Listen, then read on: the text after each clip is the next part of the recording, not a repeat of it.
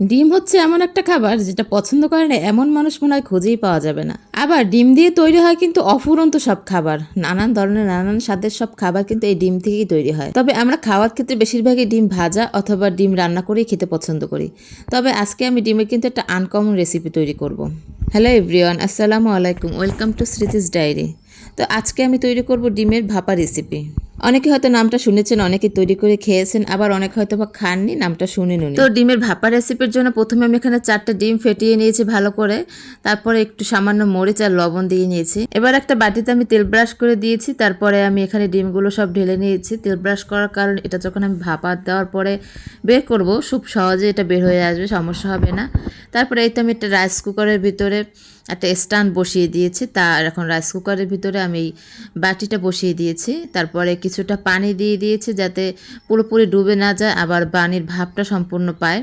তারপর ঢেকে দিয়ে আমি এখানে 15 মিনিটের জন্য এটাকে কুক করব। 15 মিনিট পর দেখুন তো ডিমের অবস্থা একেবারে ঢাকনা থেকে খুলে চলে এসেছে ডিমটা। একদম আমরা কেক যে রকমের তৈরি করে ফুলে ফেঁপে ওঠে ঠিক সেই রকমেরই ফুলে ফেঁপে উঠেছে, দেখতে আসলে খুব ভালো লাগছে। তাই আমি এটা নামিয়ে কিছুক্ষণ পর ঠান্ডা করে রেখেছি। এখন কিছুটা হয়তো বা চুপসে গেছে, কিন্তু এটা আমি আবার যখন ঝোলের ভিতরে দিয়ে রান্না করবো এগুলো আবার ফুলে ফেঁপে উঠবে। এই যে আমি এটা চাকুর সাহায্যে এটা ছাড়িয়ে তারপরে এখন এগুলো আমি ট্রেতে নামিয়ে নিয়েছি। তারপরে এটা আমি এখন পিস পিস করে কাটবো ছোট ছোট করে, কারণ এগুলো ঝোলের ভিতরে দিলে আবার কিন্তু একেবারে সবগুলো ফুলে উঠবে। আমার এখানে আজ টোটাল 9টা পিস হয়েছে। আজকে আমি এই টোটাল 9 পিসই রান্না করব।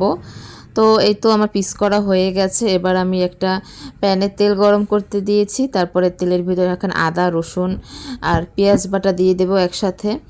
যেহেতু এটা আজকে জিরা দিয়ে রান্না করব, ধনিয়া পাতা দিলে হয়তো বা আদা দেওয়া লাগতো না। তো তারপরে এখানে মরিচের গুঁড়া দিয়ে দিয়েছি পরিমাণ মতো, আর হলুদের গুঁড়া সামান্য দিয়েছি।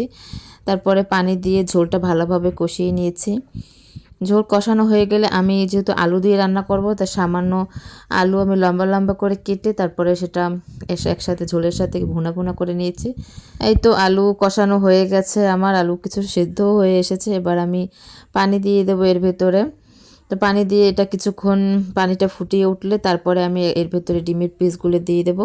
তো ডিমের পিসগুলো দেওয়ার পরে আমি এখানে ঢেকে রান্না করেছি। দেখুন সবগুলো পিস কীভাবে ফুলে উঠেছে, সবগুলো ডিমই একেবারে ফুলে পুরো প্যান ভর্তি হয়ে গেছে। ডিমের এই রেসিপিটা খেতে কিন্তু সত্যি অসাধারণ লাগে। আসলে সবসময় সব তরকারি মাছ মাংস খেতে ভালো লাগে না, তা আমরা ডিম খাই। তো ডিমের এই আর একটা রেসিপি রমজানের সেহরিতে অবশ্যই এরকম একটা রেসিপি ট্রাই করে দেখবেন, দেখবেন অবশ্যই ভালো লাগবে। তো সবাই রমজানে সেহরিতে কে কী রান্না করে খাচ্ছেন অবশ্যই কমেন্টে জানাবেন। এটা বানিয়ে খেয়ে দেখবেন বাসায়, এটা কিন্তু আসলেই অনেক ভালো লাগে খেতে, অনেক মজাদার। তো সবাই ভালো থাকবেন, সুস্থ থাকবেন, স্মৃতিস ডায়েরির পাশেই থাকবেন। আজ এই পর্যন্তই, ধন্যবাদ।